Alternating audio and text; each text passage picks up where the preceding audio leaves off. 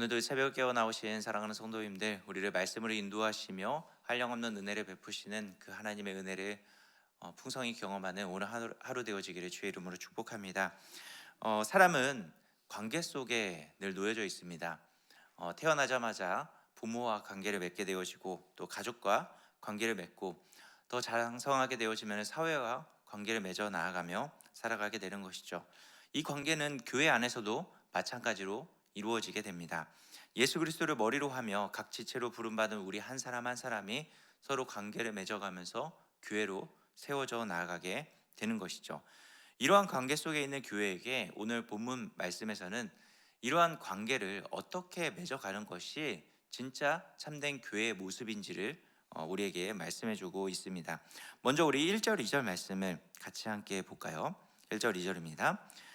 늙은이를 꾸짖지 말고 권하되 아버지에게 하듯하며 젊은이에게는 형제에게 하듯하고 늙은 여자에게는 어머니에게 하듯하며 젊은 여자에게는 온전히 깨끗함으로 자매에게 하듯하라. 아멘. 먼저 우리가 기억해야 될 것은 진정한 교회는 도덕적인 관계를 뛰어넘어서 은혜의 관계로 나아가야 한다라는 것입니다. 1절 2절 말씀을 우리가 같이 함께 읽어봤는데 늙은이와 젊은이들에게 보여야 할 모습이 무엇인지에 대해서 이야기하고 있습니다. 노인 공경, 또 젊은이들에 대한 예의 범절에 대해서는 사실 세상에서도 통용되는 도덕적인 관계입니다. 이런 도덕적 윤리적 가르침은 세상 모든 사람들이 알고 있고 또한 우리도 잘 알고 있죠. 그것을 지켜나가야 된다는 것은 사람으로서 마땅히 지켜야 할 도리입니다.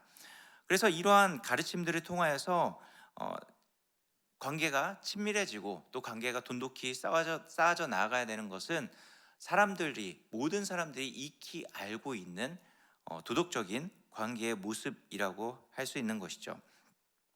성도들 안에서도 반드시 이러한 모습들이 잘 이루어져 나아가야 됩니다. 그러나 성경이 단순히 이러한 도덕적인 관계를 이야기하기 위해서 우리에게 이러한 가르침을 하고 있는 것일까요?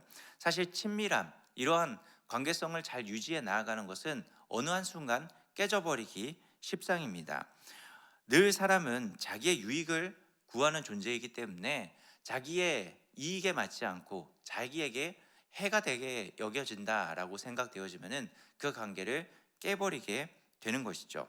교회는 이러한 도덕적인 관계를 뛰어넘는 새로운 관계 속에 들어와 있는 존재들입니다. 예수님께서 마태복음 12장에서 누구든지 아버지의 뜻대로 하는 자가 내 형제요 자매다라고 말씀하고 있습니다. 하나님의 뜻 안에서 우리는 이제 새로운 관계가 형성되어진 것입니다. 성령으로 거듭난 우리는 이제 새로운 생명을 얻게 되어졌고, 이 육신의 법칙을 따르는 것이 아니라 예수 안에 부여된 은혜와 사랑의 그 법칙을 따라서 성령께서 행하시는 것에 순종해 가는 삶의 모습을 보이는 것이 교회라는 것이죠. 이렇게 부름받은 자들이 교회 안에서 보여줘야 할 모습은 이 하나님의 사랑과 은혜의 법칙을 고수하면서 나타내는 관계로 나아가야 하는 것입니다. 성도와 성도 간에 하나님의 사랑과 은혜가 나타나고 교회 안에서 맺어지는 모든 관계 안에서 이 하나님의 사랑과 은혜의 모습이 나타나줘야 하는 것입니다. 그렇기 때문에 교회는 단순히 친하게 지내는 것이 교회답다라고 정의 내릴 수 없다라는 것입니다. 하나님은 교회를 늙은 여자, 늙은 남자, 젊은 여자, 젊은 여자, 젊은 남자 이렇게 함께 모이게 만드십니다.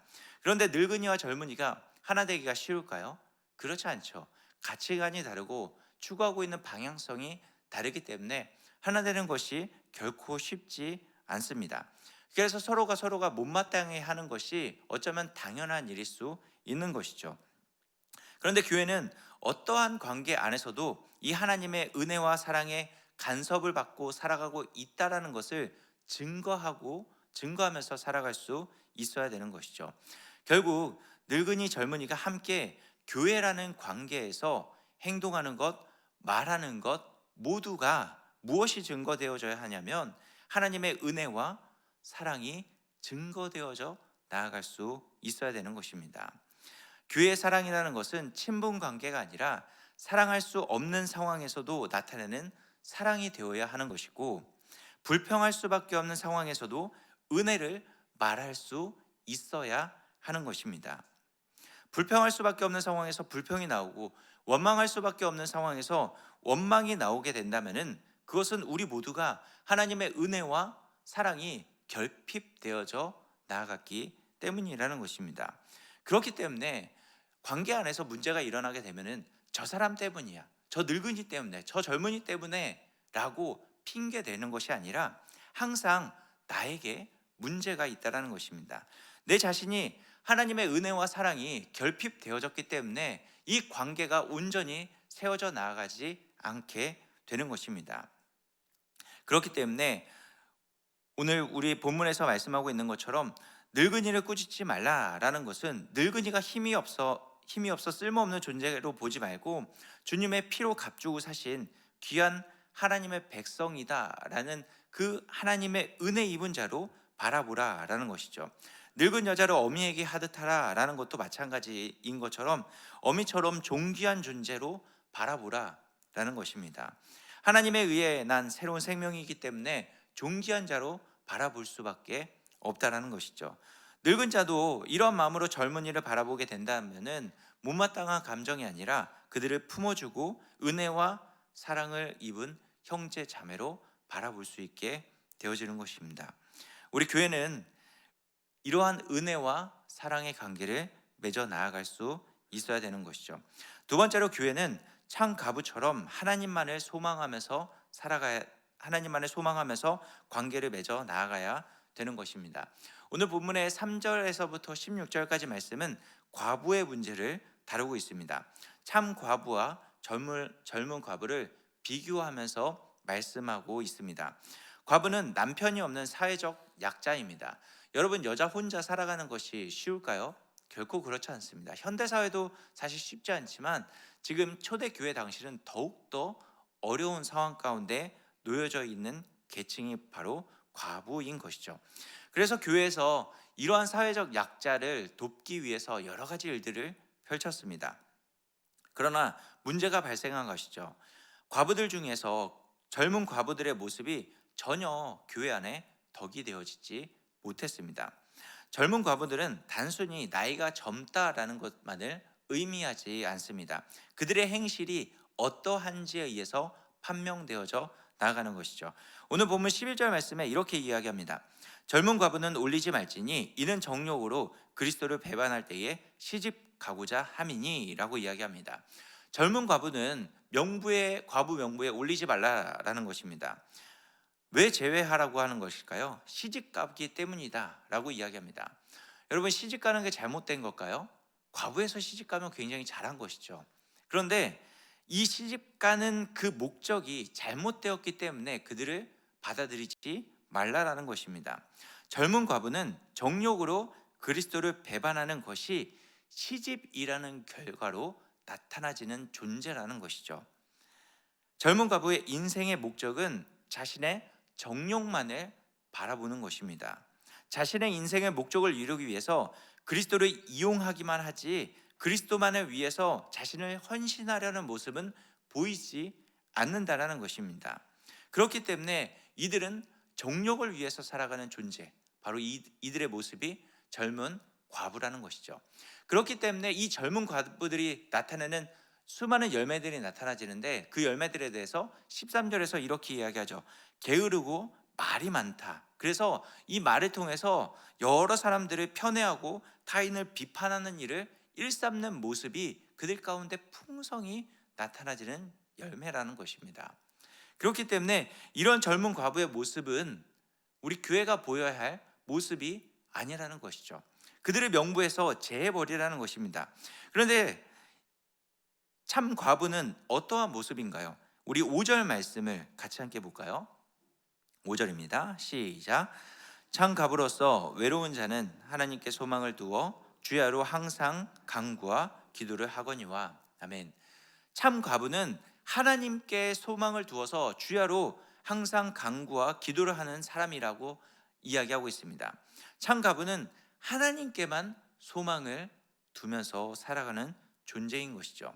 장가부가 항상 간구와 기도를 하는 사람이라고 이야기하는 것은 기도를 열심히 하는 것이 참되다라는 것을 증거하는 것이 아니라 세상에 의지할 것이 없기 때문에 기도하며 간구하면서 하나님만을 소망하는 모습, 그 모습이 진짜 참된 교회의 모습이라는 것입니다. 참 가부는 하나님께 소망을 두고 하나님의 인도하심을 받으며 살아가기 때문에 그들을 통해서 나타나는 열매 또한 이러한 하나님의 선하심이 나타나시게 되는 것입니다. 10절 말씀에 그들의 열매에 대해서 이렇게 이야기하죠. 선한 행실과 선한 일을 나타내게 되는 것입니다. 참 가부는 사회적 약자였지만은 그들 또한 여전히 도움을 받아야 하는 존재이고 그들 또한 교회의 보호를 받아야 되고 사회의 보호를 받아야 되는 존재였지만 그들의 행실 가운데 나타나는 것은 나그네, 환난당한 자, 성도들의 발을 씻겨주며 섬김의 모습을 보이며 살아가게 되는 것입니다. 어떻게 이러한 모습을 보일 수 있을까요? 그들 또한 섬김을 받아야 되고 사회적 약자였으며 나그네고 환난당한 자의 모습이었는데 오히려 그러한 자를 섬겨주고 있습니다. 자신의 형편과 환경을 초월한 하나님의 일하심을 나타내는 존재가 되어주고 있죠. 어떻게 그렇게 될 수 있습니까? 하나님만을 소망하고 의지하기 때문에 이런 열매가 나타나질 수 있게 되는 것입니다. 참된 과부, 진짜 교회가 보여줘야 할 모습은 하나님만을 의지하기 때문에 그 하나님만을 소망하기 때문에 자연스럽게 이러한 참된 과부가 보여주는 열매가 주렁주렁 맺혀지게 되는 것입니다. 그렇기 때문에 우리는 단순히 사회적 약자, 나그네, 환난당하는 자, 성도들의 발을 씻겨주며 섬김의 모습을 보이자라고 하는 것이 아니라 먼저 우리가 앞장서서 나아가야 될 자리는 어디냐면 하나님만을 소망하며 하나님만을 의지하는 자의 모습을 보여야 한다는 것이죠.